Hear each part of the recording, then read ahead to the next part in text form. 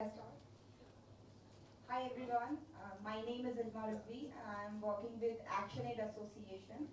I'm working with Peace and Justice team from last 3 or 4. So basically, what is why we all are here? So this conference is the first step in a series of initiative of this national campaign on political religion thing. So. So I would like to hand over this mic to Mona Sabri to continue this.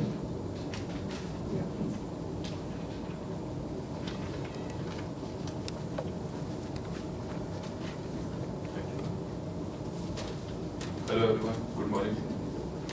Thank you all for gathering here early in the morning this Sunday, taking your time out for a very important discussion that we are going to have today. Our first session would be on religious-based politics. How it is a threat to Indian society. As we all are aware that India is a multicultural society with different communities who have been living here for centuries,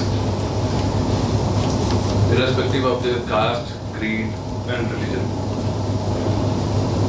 We are also aware that every religion talks about peace, amity, and harmony. But how how the religion has been hijacked by the people with vested in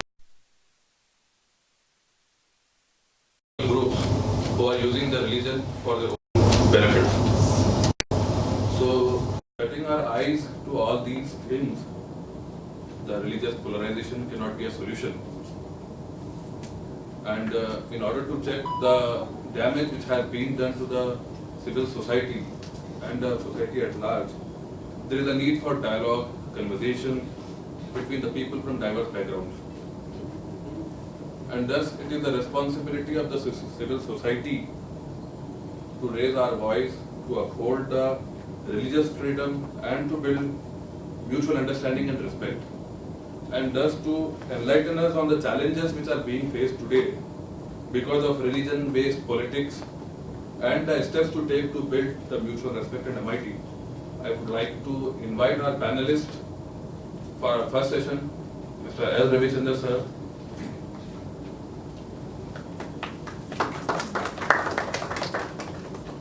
L. Ravichandra sir is a very popular person in the civil society. He doesn't need much introduction. However, to complete the formality, I would like to speak few words about him. He is a senior designated lawyer practicing all across the country and the Supreme Court of India, a constitutional expert. We are very grateful that he has taken out his precious time today, that too on Sunday, to come and enlighten us on this very important subject. And our next panelist is Mr. Agam Jai sir. He is a social entrepreneur, a theologist, an expert on Islamic jurisprudence, besides being a law graduate from Ismailia University. He has been associated with many charitable organizations and has been doing human services in the society. So I would hand over the mic to Ravichandra sir to enlighten us on this subject. Thank you very much and good morning to all. Before I come out with my opinions on the matter, because in the introduction it appears that Mr. Azam Zai is a scholar, unlike a lawyer who's paid to tell a tale. He studies to tell a tale. So I would believe that it's in the fitness of things that we first hear him out and then a little bit of here and there I'll come in. Thank you very much for the opportunity. Good morning, all of you. We are speaking of religion at a time where it is the most misunderstood word of today. Religion has been so badly exploited that what they say about socialism, that socialism is a hat worn by so many people that it has lost its shape.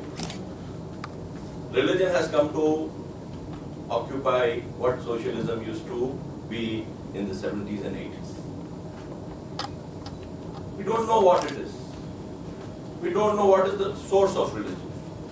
It is more akin to something we would say occult, something like black magic. What would we be able to understand about black magic if you have not seriously studied the subject? You would have some guesses. It is this, it is that. So most of the civil society, the bigger part of the citizenry, is totally uninformed about the source of religion. Being into theology and comparative religion for more than 30 years, we need to understand. And having studied the scriptures, I can tell you, as we study the digestive system in school, and everybody has a similar opinion about what the digestive system is. It is a scientific fact. Obviously, we can see it. We dissect the human body. We find the whole system there. And then we have further studies and develop a proper understanding. If we take religion, it belongs to the field of the metaphysical. It is metaphysical. But the metaphysical also has its systems. Either you say that metaphysical is nothing, so get rid of religion altogether. Or say that metaphysics is a reality. And we need to understand something beyond the physical. Do we feel it? Do we know it? Is a question each of one needs to ask regarding religion. What is the source of religion? Where does religion actually come from? What is the Gangotri of religion? What's the Sotra of religion? What's the Srota? Where is the source of religion? You will find that the human soul is the soil. I would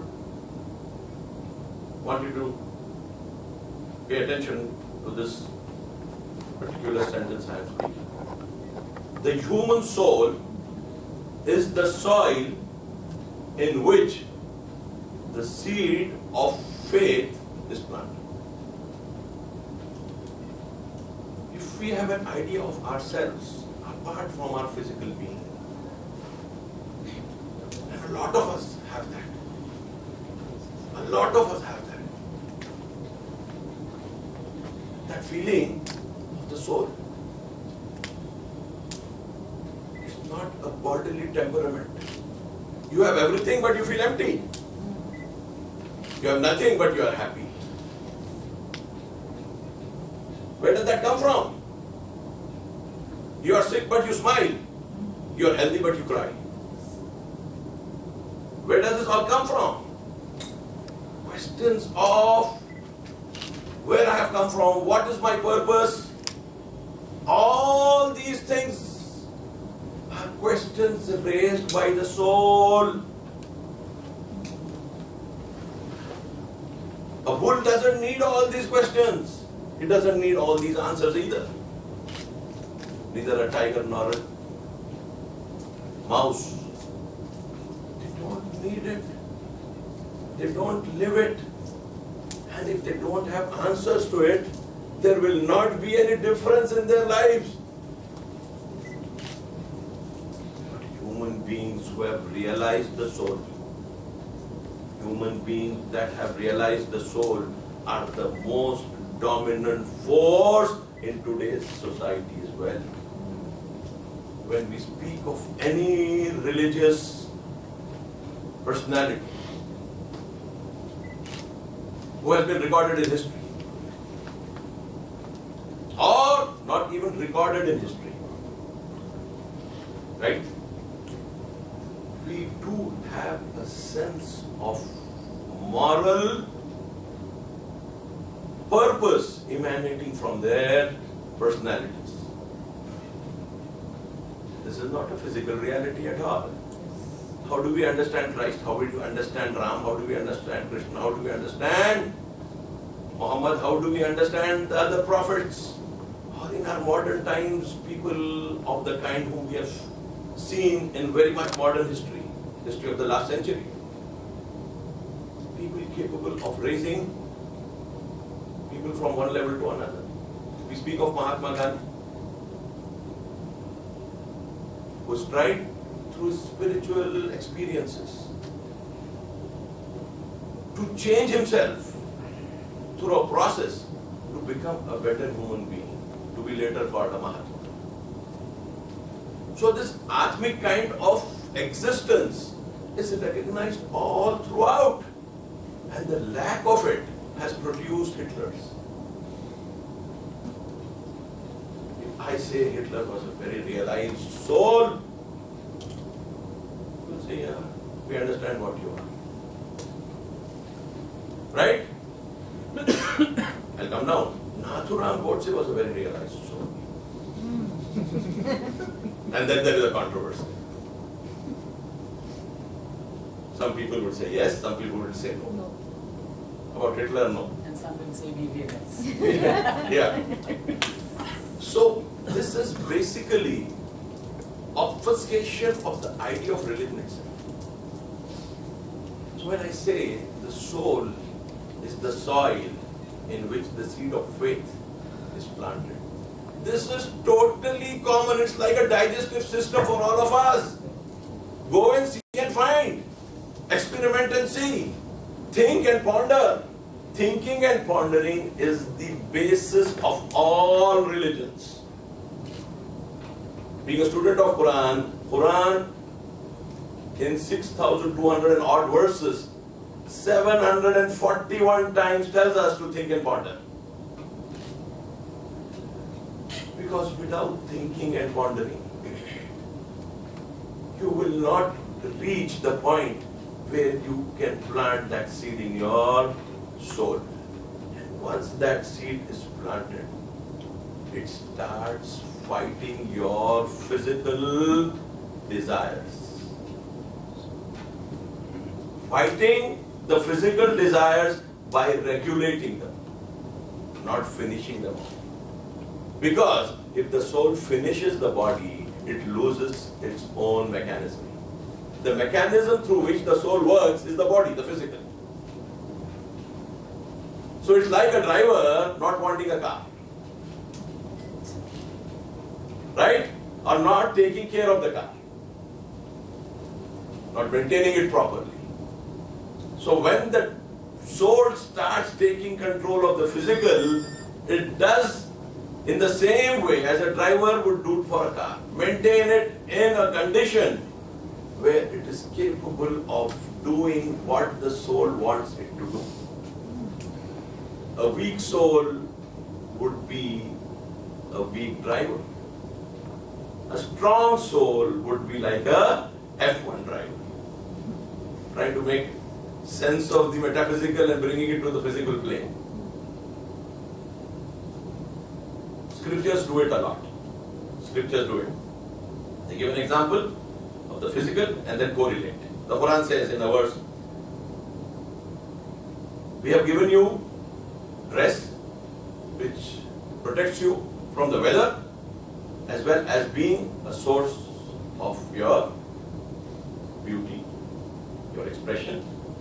But the dress of piety is the best dress.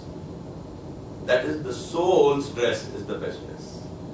So the soul, when the faith gets planted, the seed of faith gets planted, starts acquiring a particular quality.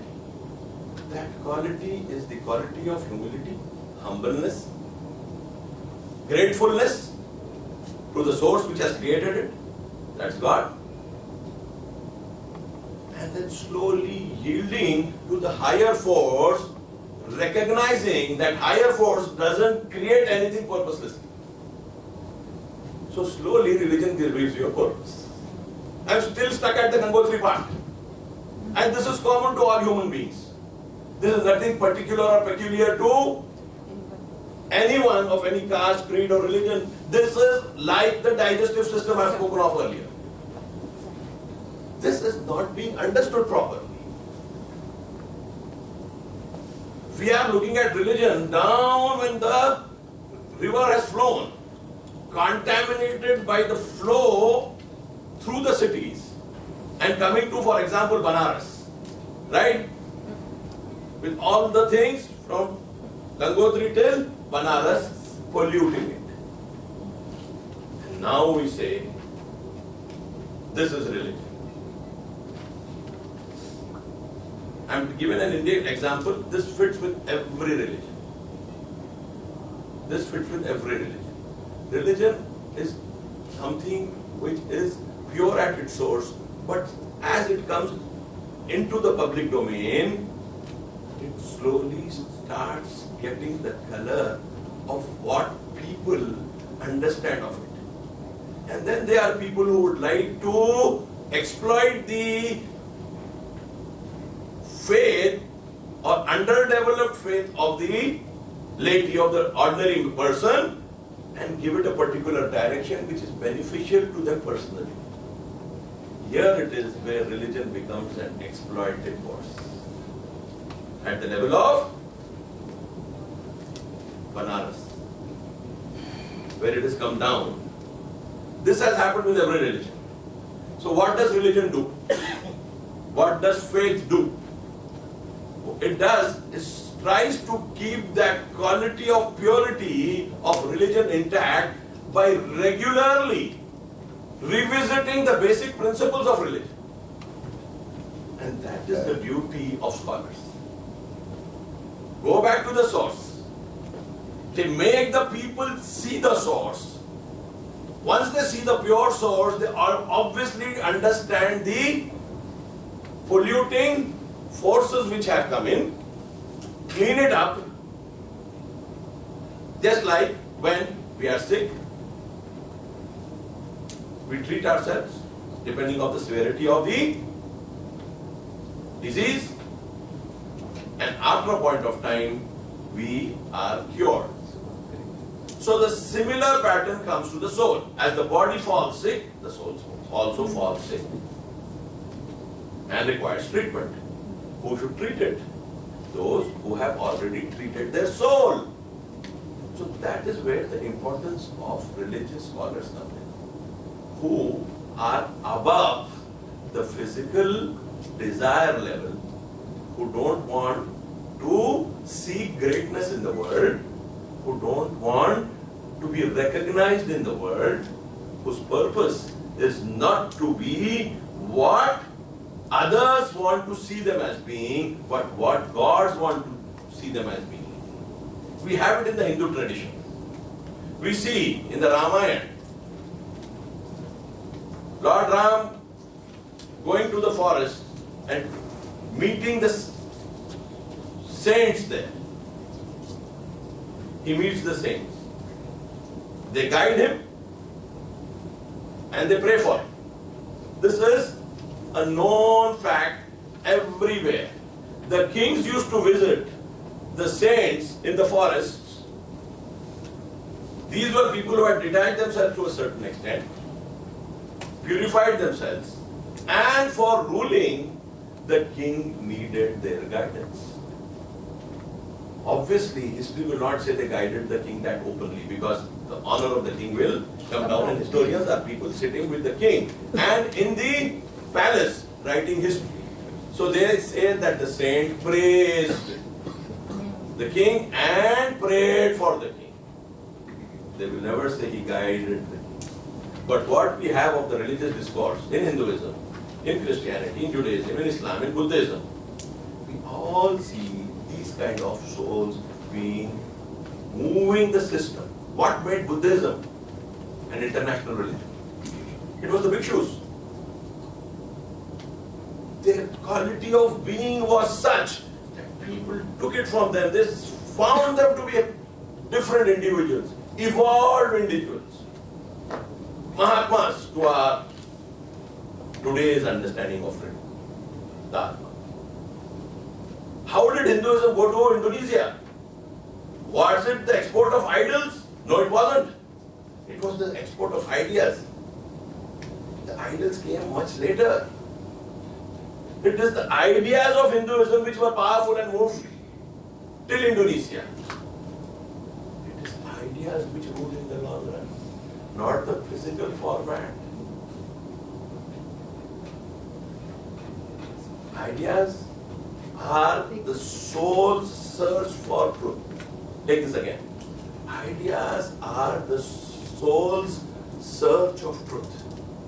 In the search of truth, all ideas which come are not correct. So there is a sifting. There is a separating which takes place.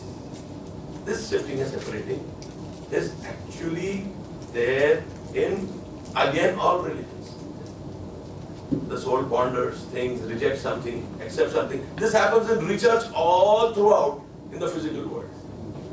We develop molecules, specifically in the pharmaceutical industries, out of thousands and thousands which we create, maybe one or two would be useful as cure. And then they work on it and move it to the levels of trials, animal trials and human trials. Similarly is the case with the metaphysical. Ideas come. And those ideas which don't have the reality to the extent that should be there, finish off. They become extinct. And those that have the strength survive the test of time and history. So we have religion coming in, the purity being there, the scholars understanding the purity by being detached and not wanting worldly glory, and then we have people amongst the religion who would like to exploit and become the people who are leading religion. Now, if they are leading religion and they speak of violence, if they now are leading religion and then they speak of harming others, you can take it straight away to the beginning of the soul's movement towards faith and say violence cannot be an intrinsic part of religion. It cannot. It cannot. It could be like saying that the digestive system has been created to vomit. The digestive system has been created to vomit. I say no. You get somebody with gastroenteritis and say, see, here is, see, 20 vomits in an hour. And you can't understand that it has been created for vomiting. What should I tell this person? He's getting an extreme case, disease, where the system is not working properly. And making it a proof and calling it that it's not digestion, but throwing out. The opposite of it. You will feel religion again in the same way. You bring me examples of a diseased religion which is doing violence. And try to prove it to me that religion is for violence. Impossible. Impossible. Go into the verses of all religions. You will find clear signs where violence has not been brought as a principle of religion. It is basically something which has to be there as an antidote to destruction of values. If there is a group which is hell-bent on destroying society through violence, destroying peace through violence, destroying justice through violence, there it is that religion asks for coming together and defending the faith. The faith not in the narrow sense of the word which we use today. Muslim, Hindu, Christian, Jew, Buddhist, no. Quran is very clear about it. When it speaks of jihad, it very clearly says, we give you permission to repel those who are harming you and warring against you because of your acceptance of God. And God is capable of helping you. And had it not been, I'm translating the Quranic verse, and had it not been that God wanted to repel one group with the other, you would have found synagogues, monasteries, churches, and mosques destroyed where God's name is repeated often. It didn't bring it down to the mosques only. You cannot have a faith which is accepting one place of worship and is not accepting another place of worship where the faith is common. Where the faith is common. You have to carry the tradition of everybody because faith is in every soul. That is what religion is. I am speaking of religion to you all here. I don't know whether it has been expressed in this particular manner in recent times amongst us. How it needs to be understood, how it needs to be practiced, and how to place things in the right perspective. If we use an oral medicine in the wrong way, it won't help. If we take an injection which is intramuscular as an IV, intravenous, it can even kill. It can even kill. Just by a little difference, we create death instead of promoting life. Religion also is like that. If you mistake with it, you will burn a society. If you don't, you will save lives. And saving one life, as the Quran says, is like saving the whole of humanity. Because there is a contagion. There is a contagion. It becomes contagious. Killing, it doesn't stop with one lynching. It is the lust of blood which keeps growing and growing and growing and growing.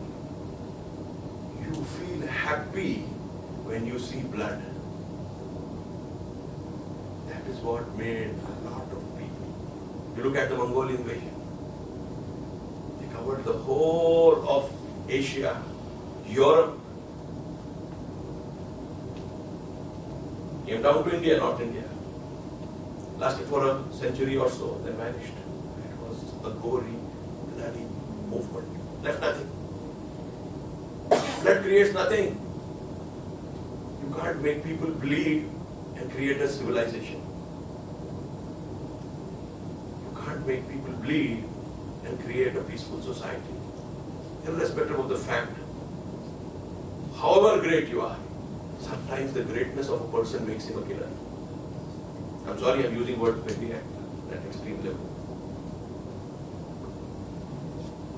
मैं इतना अच्छा हो जाता हूं कि किसी को मारना बुरा मेरा रहता ही नहीं है. ये हमारी विडंबना है. हम इतने अच्छे हो जाते हैं कभी कि हमारा किसी को मारना कभी हमारी अच्छाई में कमी नहीं करता. कितना अच्छा डेफिनेशन है. इतनी अच्छी बात है कि मैं इतना अच्छा हो गया कि जान बचाने की जगह जान ले लेता हूं और ऐसे समझा जाता हूं कि मैं जान बचा दिया. क्या हो गया? बागवान सयाद बन जाता है. उर्दू पोइट्री में अगर हम जाएं, इसका काम हिफाजत करना था फूलों की और दरख्तों की, और इसका काम था कि वहां की चिड़ियों को उन दरख्तों में चहचहाता हवा देके वो सयाद बन जाता है, शिकारी बन जाता है. ये बहुत आसान है. जरा सी देर में क्या हो गया, जमाने को अच्छे खासे थे, अच्छे खासे नहीं रहे, और बुरे हुए तो अपने हाथों बुरे हुए। किसी बनाने वाले को उसका दोष देना, say that religion is bad, why not say we have not been able to understand religion properly? Once you understand religion properly, the politics become politics of inclusion. Diversity becomes a pleasure because people are approaching reality from very different angles. And every angle gives a different color. You think what Buddhism has done to the intellectual thought of religion is less? You think what the Upanishads have and contributed to the religious thought of the union of this world is less? What the Old Testament and the New Testament has done is less? What the Quran has done is less? No. All these movements have given in history the sense of equanimity to the human soul through the guidance and moving it to a higher level. And that was the reason of their growth and the reason of their remaining to this day. We just need to go back, and then the diversity needs to be respected, because diversity has given us, all of us, all of us. Science has come out of religion. This is a different topic. I'm not going to give the 5 minutes. This is what I've been told. I think 2 minutes are still left. Science has come there. Whatever science we speak of in the ancient period, before Christ, among the Hindu saints, was all the result of that metaphysical movement to the physical, the discovery of the zero. This is what God meant. The movement of mathematics from one level to another and in different areas. We need to respect that. And that's what diversity is. Diversity is the respect for diversity. It's respect for diversity. And peaceful coexistence. Oh. We need to fight only when good is being obliterated, finished. अच्छाई को जब खत्म कर दिया जा रहा है, और अच्छाई मेरी नहीं, अच्छाई उस अच्छाई की कि जो सबको अच्छा देखना चाहती है, जो एक इंसान को भी मरना पसंद नहीं करती. Faith at its height is God-like. Why would God like to kill somebody who He has created for no reason? God has created, and for no reason He wants that person to be killed by you and me. Does that make sense? तूने बनाया और बिना purpose के कहता है मर जाए. कोई पर्पस तो होगा बनाने का. So if you are representing God, you can't kill what God has created. You can't harm what God has created. Right? And if you start thinking like God, you won't harm, you won't kill. Unless it is through the command of the God. And that will not come back to my selfish motives. It will be life, life, life. Or as the Hindu prayer goes, Shanti, Shanti, Shanti. Or as the Muslim Quran starts, Bismillahir Rahmanir Rahim. In the name of the Lord, the most beneficent and merciful. It is mercy, it is Shanti which defines religion. Violence is a rare exception. And it has to be done as a safety valve. The pressure cooker was all safety valve. What would be cooked? Everything would come out. Religion doesn't want violence. Religion is against violence. But if violence is done against a religion with the purpose of destroying the peace, then acting against it becomes the kartavya and the dharma. Today, if India is a peaceful society, is being challenged by anybody, by China, by Pakistan, by Bangladesh, by any other power, it is the kartavya, it is the duty of all of us, irrespective of faith. To save that idea of India, which is inclusive, which respects diversity, which has a religious ethos of a varied kind, we all need to defend it. That is what would make India the heaven of religions. Thank you very much.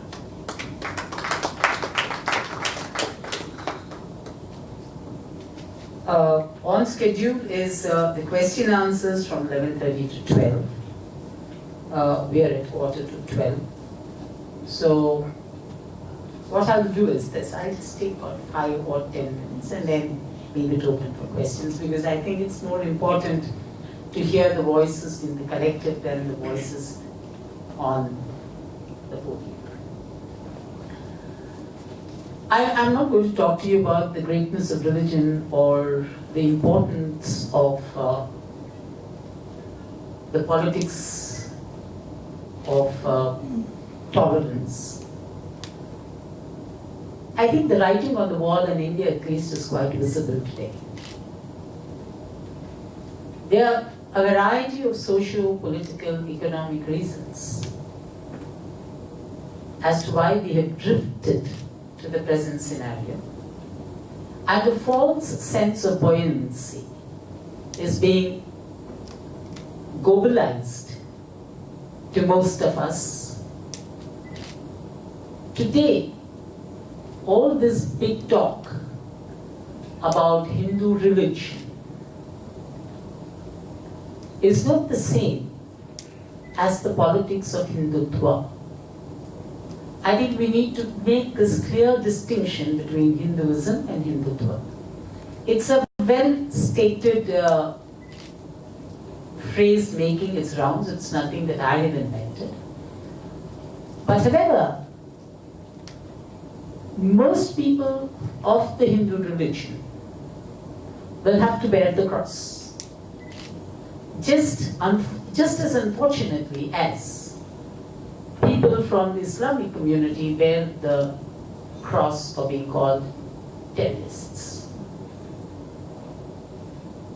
The quicker you can polarize the minority in this community as those who are not in sync with what they seem to be propagating, the better it is for secular, social, civic society. Whether this happens or not, I don't know. But if you ask me, a born cynic, whether I see signs of it happening in the near future, my answer is an emphatic no. Many, many years ago in English history, there is the famous case of Thomas Becket. How Becket was fighting against the church and the parliament getting together. Martin Luther King was another example of fighting religion away from politics. India's first Prime Minister, I am not naming him because आजकल वो bank की माफी के साथ use किया जाता है वो नाम को. So he was truly and philosophically secular. And the men he worked with, while may have been strong believers in their own religions, they knew that that was something they left behind when they went to office. That was something they left behind when they went to the Constitution Assembly meetings, creating of the Constitution, writing of the Constitution, and most importantly for 2 decades implementing the Constitution.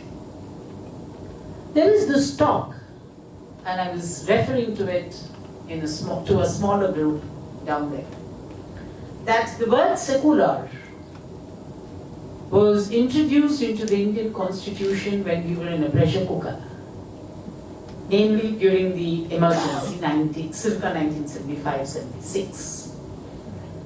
And therefore did not constitute a part of the original thinkers of free India, the Leader people. And therefore there's nothing wrong in we taking a V-turn from that. I have 2 responses to this. If you want to take a V-turn from that, declare it and do so. Say we do not want to be a secular India. We want to be a Hindu majoritarian government. And go about it. It will be honest. It will be worth your salt. But that is not what you're doing. You still pay lip service to secular existence. And on the other hand, carry out agendas which are asecular or insecular in its operations. And the second, and the more important, secularism, to those who believe that secular India is a post-emergency phenomenon, let's break the myth. India was structurally a secular country from the day the Indian Sovereign Republic came into being. We had Article 15, we have Article 16, we have Article 25, and various other provisions, including directive principles of the state policy, which provide loudly, clearly, injunctions against religious discrimination. Now, a social system, a political system that does not provide for majoritarian religious acceptance and minority discrimination, by definition, is a secular society.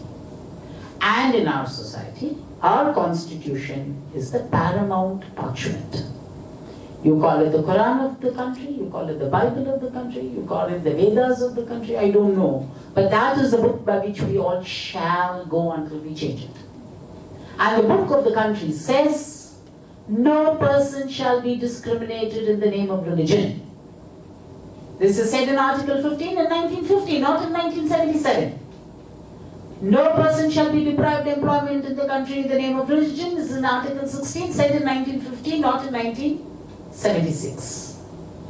So this Gopal Lai, which is carrying its pamphlets in that universe, that most famous university, highest readership university, WhatsApp University, let's call this bluff. Secular India and modern India are synonyms. This country, to all those Hindu bhais and bhakts who believe that somebody from a neighboring country is going to come and destroy our culture, tell them we've survived Taimur the Din. We've suffered and survived Muhammad Ghazni. You think we won't survive our neighbors? So let us not have this fear psychosis built कि अगर आप आपके दुश्मन को मार नहीं डालोगे तो आप जी नहीं पाओगे. This is not the way this country survives. We need to tell the common man in this country that he needs to have more faith in himself, intrinsic. And the roots of the civilization of which he is a part is strong enough to survive such motley group of invaders. And we have more than enough proof of this historically. I don't need a graduate without a degree certificate to come and tell me how my religion, how my country is with me. Religion in the hands of politicians, or worse, politics in the hands of religious leaders, makes for a heavy mix, and both these cocktails can only get you drunk. I believe we need to stop it. It's a good try that we at Action Aid can get 20 people. But if we can go back with the hope that each of us can tell 5 more people what we've decided here, then believe me, 100 of us are here around. And this is how battles begin. I don't think there are 3 nice things that are going to happen immediately. 1, I'm going to stop. 2, you all are going to talk, and 3, you're going to have tea. In that order. So ladies and gentlemen, questions.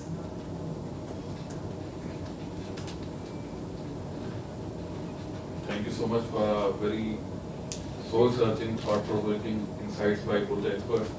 If anybody in the audience has got any questions, I'll hand over the mic to you.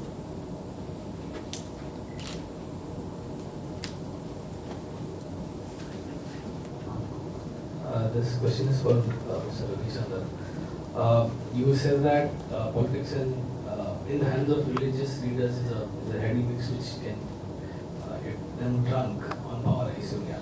So, since time immemorial, religion has always been interlinked with politics, and especially in the Indian context as well. You said that this is not, it has to stop. So how does one stop? This is the reason why I'm asking you this. A few weeks ago, the same question was asked to Mr. Owaisi, and he said that this is not going to stop. This will continue. So what is your take on it? How does one delink religion from politics? By Muhammad the Hindu. Okay, the answer is this. We need to understand that different groups have different social behaviors. And a country with a majority of a religion population must understand the synthesis of a minority syndrome. Please understand, for all the wealth that an average Indian makes in the United States of America, and is much richer than his American counterpart, there is something of his equilibrium that is not straight. There is something disturbing in the backyard of his mind. He uses his money power, he pushes his social presence, primarily because he needs that kind of total acceptance into the mainstream. Even in a very open Catholic society like the United States, this is not. Therefore, a good, genuinely secular society must give that extra margin and say, अगर आप कर सके तो हम भी करेंगे, हम कर सके तो आप क्यों नहीं करेंगे? No, this doesn't work like that. A good secular polity cannot function like that. Therefore, I agree with Mr. Owaisi when he says that we as a community will continue to be a front. Now, that statement is not a criticism against him as much as it is a critical analysis of how Indian secularism has worked over the past 60 years. Those who appease it or those who protest against it. Both of them have a vertical condescendence and not a horizontal acceptance, as a consequence of which 60 years down the line, a leader of great popularity and power still continues to state that the pinka ka sahara mein lunga hi. 1. 2. I agree with you that socio-politically for a very, very long time, politics and religion have been bedfellows, but they have been strange bedfellows. And the calm moments of the sea are when they have lived with mutual respect for one another and have not gone into each other's, they have not trespassed into each other's areas of work and power. Also, let us not forget, a secular India is not a non-religious India. In India, whenever we have spoken about secularism, we have never said we don't want religion. We have said we will respect the diversity of religions. Therefore, we are not wishing religion away. Therefore, this is, when we talk about secular India, we are not talking about a rationalist India. Let's understand that difference. And therefore, there will be times when you will have somebody jump the fence a little. Try to adjust the fence. It's like those things you put beyond the boundary walls in a cricket match. When somebody comes with eagerness to save a 4 or a 6, it moves back, you bring it back. Make it as simple as that and it will work.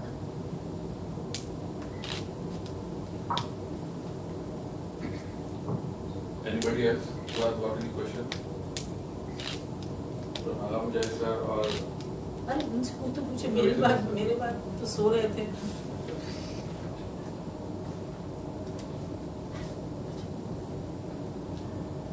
Yes.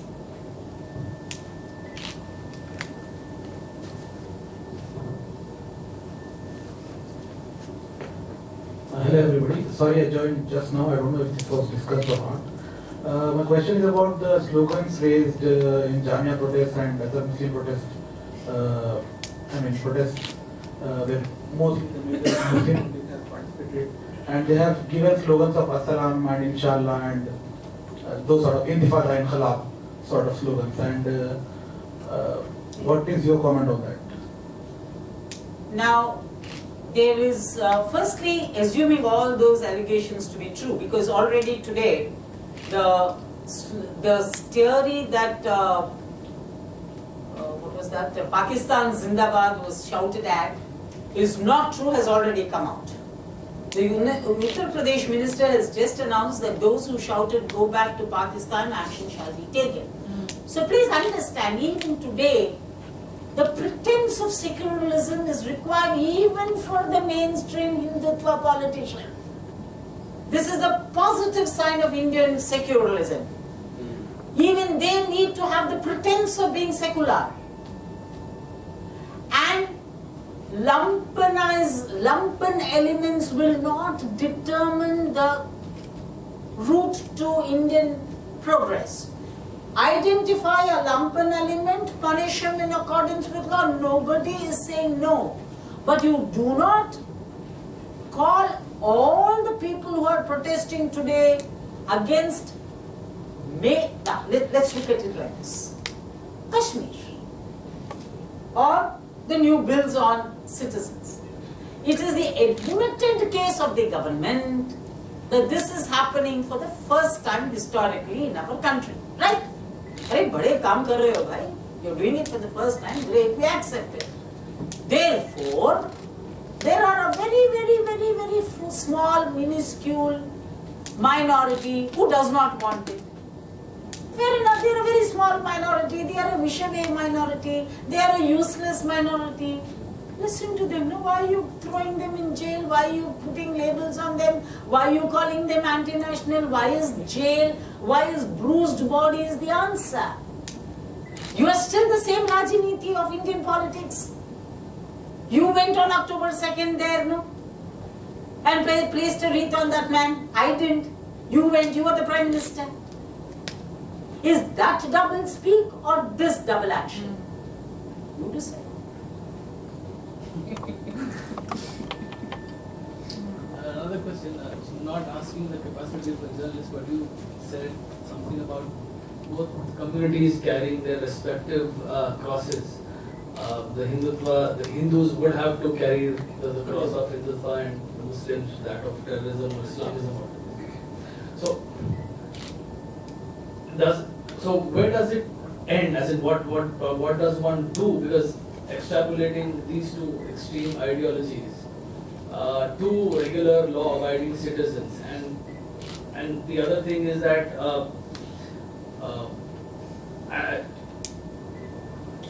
carrying this cross has an immense toll on perhaps mental health and the social fabric of the entire country. Why must one be labeled that way?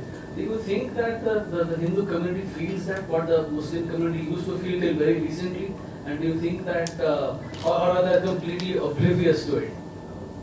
If they are sensible Indians, they need to carry the cross. If they are sensitive Indians, they will have to carry the cross. Now, to the earlier part of your question as to what happens about carrying the cross. Carrying the cross is about carrying it eternally. Christ still carries the cross. So this is a burden that you carry with you to your grave. That is why you carry the cross. And if we as a collective of any community, when I say we, I'm talking about the cross-bearing communities, if they can sit together, inshallah, and find ways of erasing the weight of the cross and move ahead by doing such positive things that will help humanity forget what they did in the past, then hopefully there is an answer. Understand, Germany survived the Second World War. So it's not, while toxicity has its limitations, the positives hopefully does not. There's a question there. Somebody throw us up.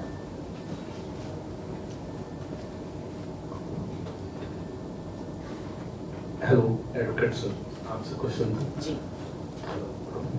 Sir. जिस तरीके से society में ये जो religious को लेके poison फैलता जा रहा है, उसको लेके हम क्या कर सकते हैं? और अभी जो रिसेंटली में जो भी हालात बने हैं कंट्री में, उसको लेके जो रिलीजियस हेटिज्म बढ़ते जा रहा है, उसको लेके क्या करते हैं, वो एक क्वेश्चन है। और दूसरा, ये जो अभी जो एनपीआर और एनआरसी का जो चल रहा है, उसमें लॉ में क्या है, वो लॉ के बारे में दोनों का लिंक क्या है, उसके बारे में थोड़ा सा अगर आप बोलेंगे कि वो दो बात। कैसा माइनॉरिटीज को। पहली बात, मरीज और डॉक्टर में मरीज ज्यादा रहेंगे, डॉक्टर कम रहेंगे, हर किसी भी माहौल में। लेकिन डॉक्टर का काम बड़ा रहेगा, मरीज का कम रहेगा। You will all have to play the social doctor to stop the evil of hate in the name of religion. Let us spread, as he very rightly pointed out, that the genesis of any religion is anti-hate. Please go to Hindus and tell them, your Hindu leaders said don't kill. Your Hindu leaders said don't divide by caste community. Why are you doing it? When Rama goes to Sri Lanka, to an enemy country, he makes friends with Vibhishana. Go and tell the Ram Bhaks this. And go and tell the Krishna Bhaks how Krishna took the side of right, not the side of the relative. Go and say this to the Ram and Krishna Bhaks. You'll have to play the doctor. And to play the doctor, it is not enough if you know anatomy and physiology. You need to know microbiology. You need to know pathology. You need to know the orthopedics of religion. And once you begin to know the various connected sciences of the medicine that you have to give, I still believe that something will come out of it. So far as the minority communities and the new acts, as of today, there may not be a very direct connect between the two. But the concern is this, and I'll just share this in a minute with you. One. No, I have this WhatsApp message with me from the same university that I was critical of. It says there are 10 steps to dictatorship. First, classification of people between hum or tum. It's not even hum or aap.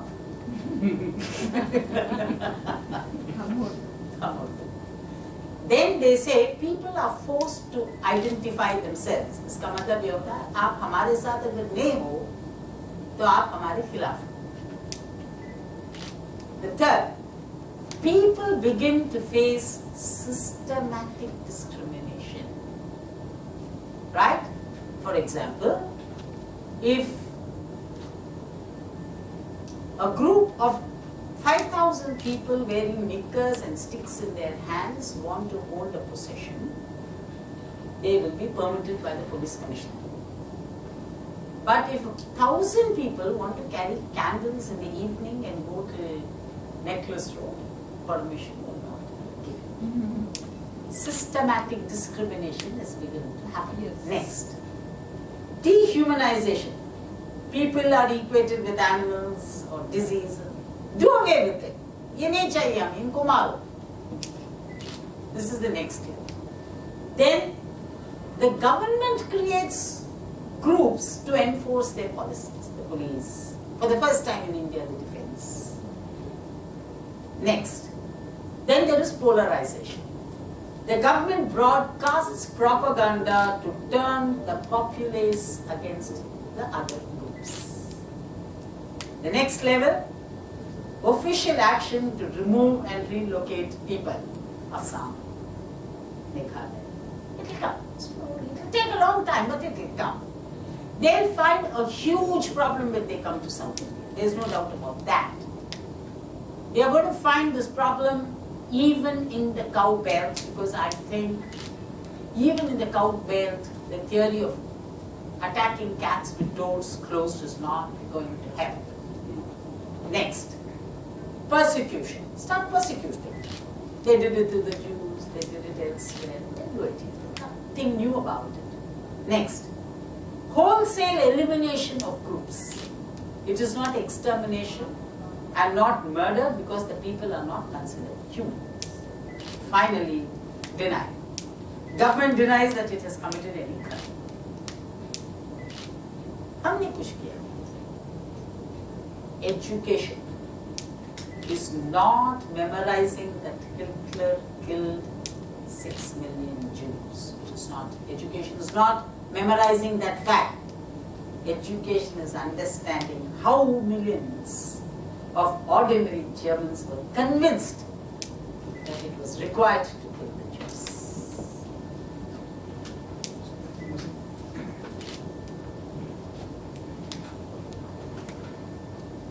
Thank you, sir. I would like to take that forward when you mention on the steps and put the question across to both of you. As in, like, you mentioned about systematic discrimination and a couple of other things. We know the roadmap and plan that they have. But what is the steps to counter it? If you can just elaborate on that as well. With the limited resources that we have, how do we counter? Like you mentioned about 20 people gathering, just spreading out to 100. That we are dealing with a population of 1.3 billion. And we're standing against mass media and all the resources vis-a-vis a very limited group of people with different ideas. So how do you take it across and how do you have that impact against a humongous force, I would say? We'll have him answer the question.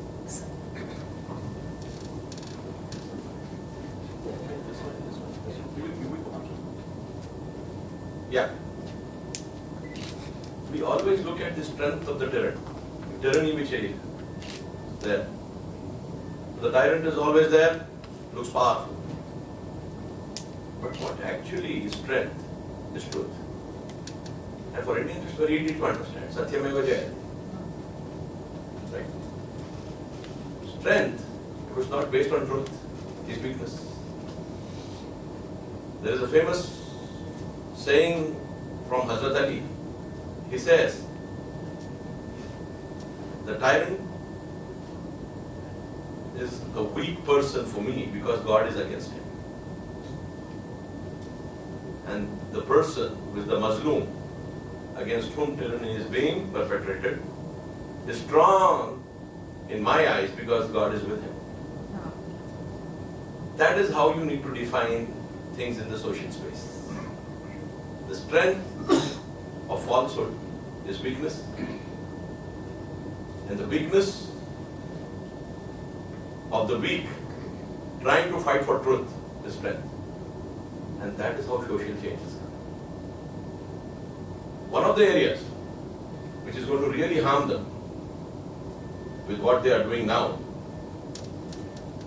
is on the economic front. It is total disregard to economic activity in the country, which is a result that every solution is to be found in hate. And as I told earlier, hate opposes creativity. So there is going to be a very, very weak economy because the creativity in the country is being damaged. An entrepreneur to succeed has to be creative. It's like driving a car. You can't say I was concentrating for 99% of the time and 1% of the time I didn't concentrate. That's enough for a big accident, right? Entrepreneurship is like that. You can't say I was concentrating for 99% of the time. That 1% of the time you have not concentrated brings you down. And you are in a world economy. Remember that. You are in a world economy. Where other countries are really coming up who are smaller countries like Vietnam, countries in Africa. Slowly you will find that the economic advantage which came to you post 1990 is being lost to you, it's already not lost. A lot of wealth is being moved out of India, basically by the industrialists. And the problem of private investment in India has become a big problem. And one of the reasons of the market not really growing. Thirdly, the kind of disparity, the income gap which is being generated, and the loot which the political class and the bureaucracy have started has taken away resources from the lower middle class and the poor. As a result of that, demand at the grassroots level is not there. Once demand is not there, any investment doesn't make sense.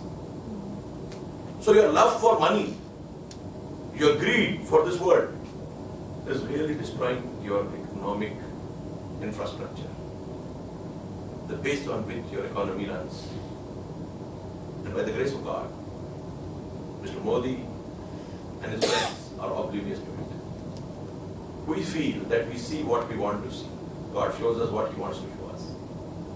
If He is having mercy on us, He shows us the reality. And if He is not having mercy on us, He shows us what is not the reality as reality. There is a prayer from the Prophet. He says, show me things as they are. That means keep your mercy on me. Keep your mercy on me. I think Mr. Modi doesn't know this prayer. Neither Mr. Amit Shah. Yes. Yeah, the lady.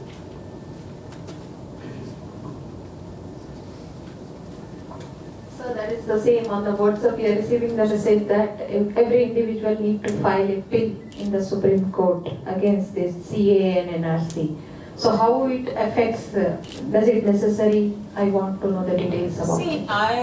I've been a practicing lawyer for about 45 years and I'm a great cynic of the Indian judicial system. I have no great faith. I do not want to say more about it because I have certain structural limitations. But I will not fight shy from telling you, don't bet too many eggs in a weak basket. That question. And also understand, a law that is legally right may be still politically wrong. For example, let us say that the government of Telangana tomorrow morning says, I want all offices to work from 6 a.m. in the morning to 11 a.m. only, or 12 a.m. The court is likely to say this is a policy decision to be taken by the government. It is nothing.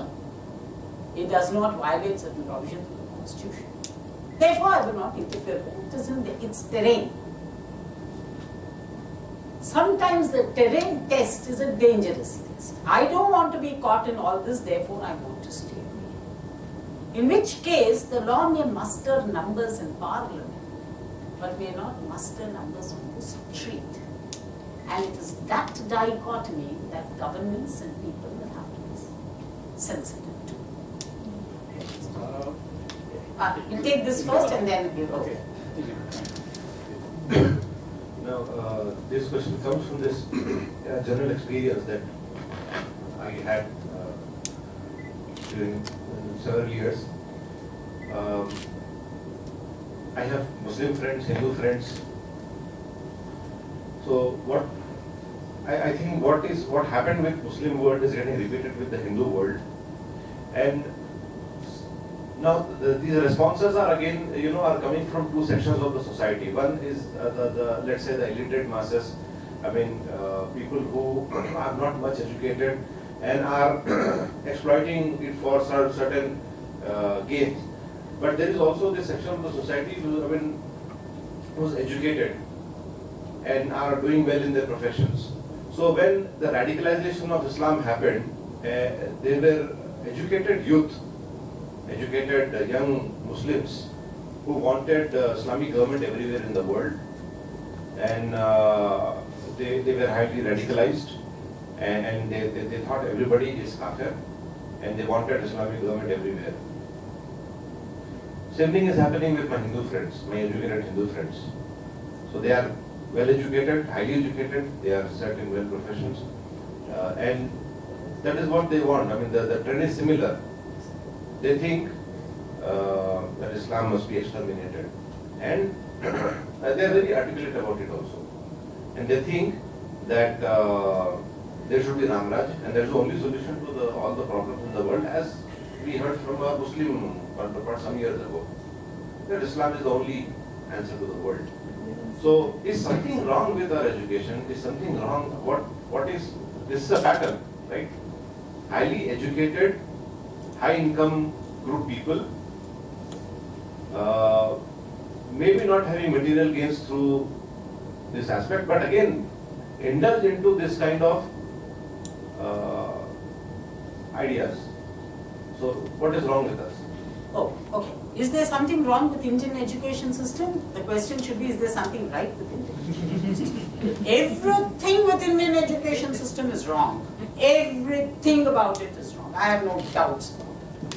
Secondly, you were talking about educated friends of the Muslim community or educated friends of the Hindu community taking the stance. No.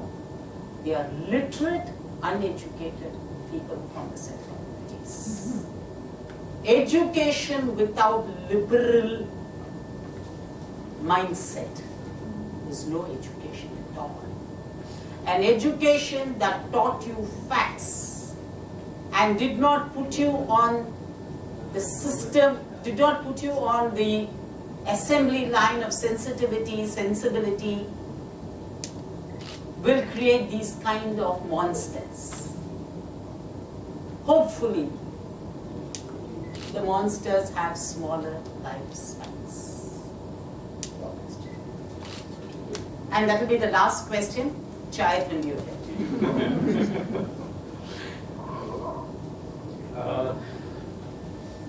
See, in the last 15 to 20 days after these bills were passed in the parliament, and there's this whole movement within the country about how the very idea of India is in danger, how secularism is being, and this is a concern across all communities. I have interacted with so many people, and I have read about in several places, and I was glad at one point that finally we are there is this whole idea of India is being talked about, and we see a light at the end of the tunnel. But since the last 1 week, what has been disturbing me is, especially in Hyderabad, the way this movement is going on. It has become a very Muslim-centric movement. We're only talking of what is going to happen to the Muslims, not talking about what is happening to the very idea of India. No. Oh, sorry. Because the kind of demonstrations and the kind of rallies that we've seen dominated completely the very fact that at Osmania University, in a rally of students, someone climbed up on the stage and started quoting Quran. After that, I have got a lot of messages of people. I had gone to that meeting thinking of something else, and then there's suddenly started Allahu Akbar, and I don't know whether to stay here or move out. This is a very worrying thing that is happening, and I want that to be. Yeah, I'll tell you. What will happen is this. Please understand that those who are likely to suffer the most are the ones who will shout the loudest. There's no doubt about that. Yes. Today, it's like that old poem that was making its rounds from the university. They came searching for the Jew, I said it was not me. They came searching for the German, I said it was not me. They came searching for me, it was not me. So today, a lot of the Hindus are very comfortable, happy, because it's not happening to them. Right? So they have not got into that, they have not been pushed into the assembly line of asking questions. Why is it that when in Karnataka there is a police firing, we all shout? And when there was internet was removed in Uttar Pradesh, we all shouted. But for months on end, it was not available in Jammu and Kashmir. But we did not. You know why? अरे हम जम्मू कश्मीर कहाँ जाएंगे? हमारे लोग कौन है जम्मू कश्मीर? हमको क्या लेना देना है? So this is the mindset of the inertia-filled normal Indian citizen. Don't mistake his silence. It's one of indifference. He is not supporting them. It is nice for us to believe that those who believe this silence to be support. Right? Now, I want to move into an India where if somebody comes up from nowhere and shouts an Islamic quote, I don't need to be apologetic about it. Either at an individual level or at a collective level, there is no space for apology. We are a country where people stand up and say, मैं उसका साड़ी निकाल दूंगा, मैं उसका blouse खींच दूंगा. We are not apologetic about that. We are apologetic about somebody standing up and quoting from the Quran. Quran is not a das kapital, right? So, among people, if there is a majority of Muslims over here, so be it. I have no problems.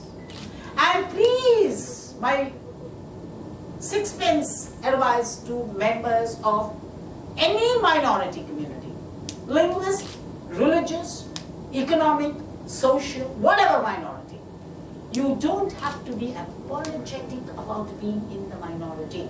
It is an accident. It is some kind of social, cytoplasmic movement, nothing more than that. We have nothing to be apologetic. May I saw you. Last question. Just finish.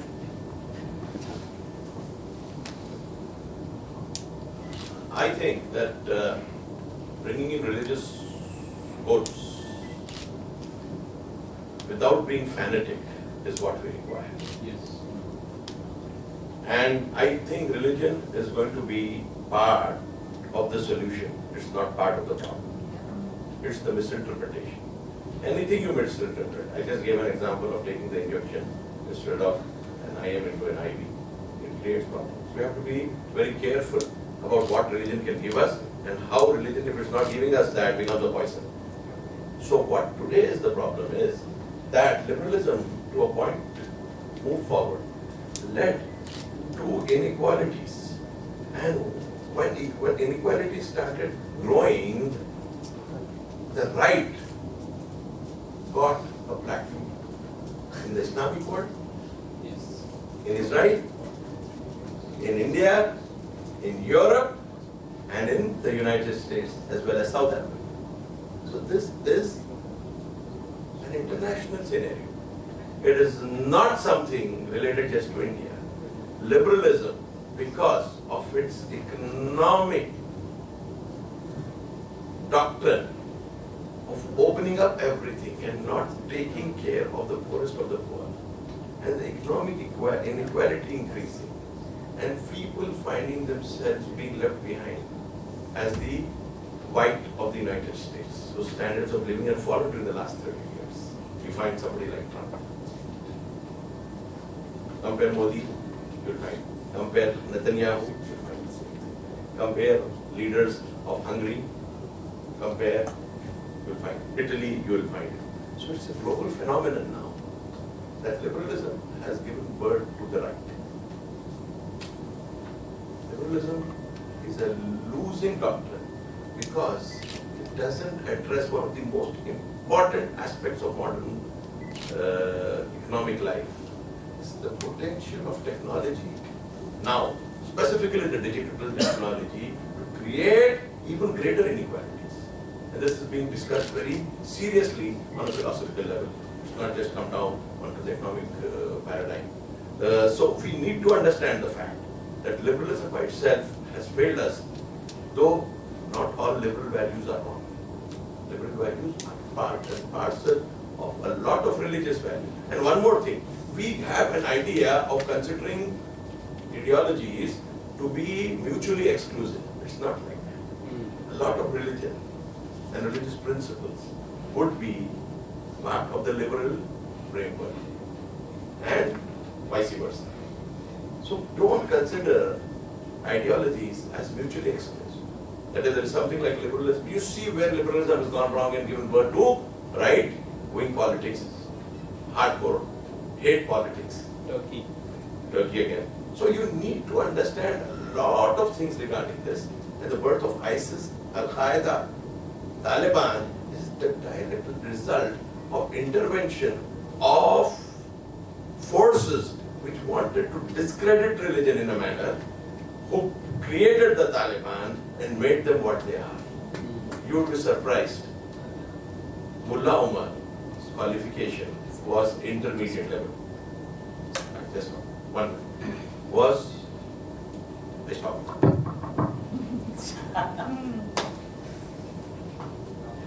Thank you very much. Oh, Last question. Oh, there's a. I'm so sorry for interrupting at the last moment. As you have just suggested that tea was getting cold. In fact, I was also waiting for the same.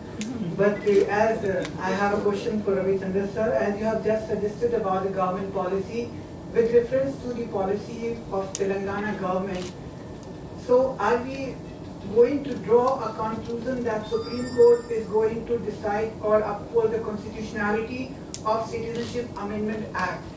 And subsequent to that, can the very idea of public policy or the government policy trample upon the very basic structure of the constitution of the country?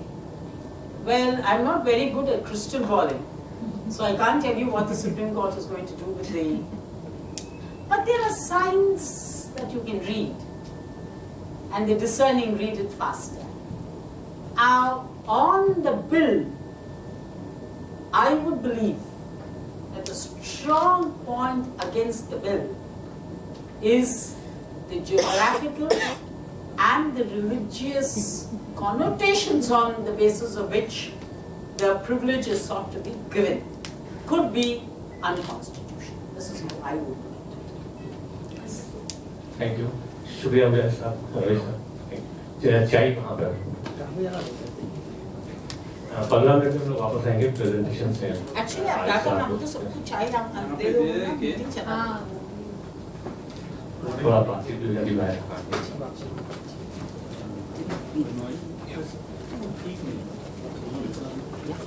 Just completed. Mullah Omar was an intermediate student. He was an intermediate. You can just make and feel somebody.